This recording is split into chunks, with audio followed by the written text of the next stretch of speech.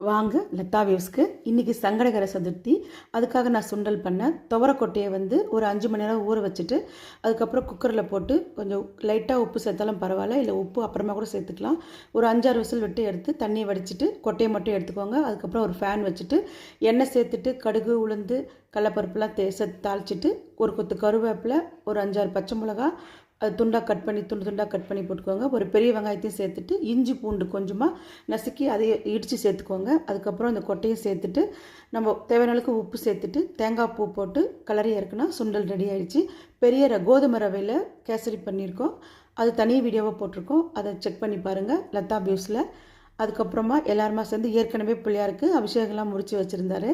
அது போயிட்டு நம்ம எல்லோரும் பிரசாதம் வச்சு சாமி கும்பிட்டுட்டு பிரசாதத்தை எல்லாருக்கும் கொடுத்துட்டு நாங்களும் கிளம்பி வந்துட்டோம். இன்றைக்கி சங்கடகர சதுர்த்தி, இந்த மாதம் பூஜை முடிஞ்சிருச்சு. மறக்காமல் கமெண்ட் பண்ணுங்கள். தேங்க்யூ.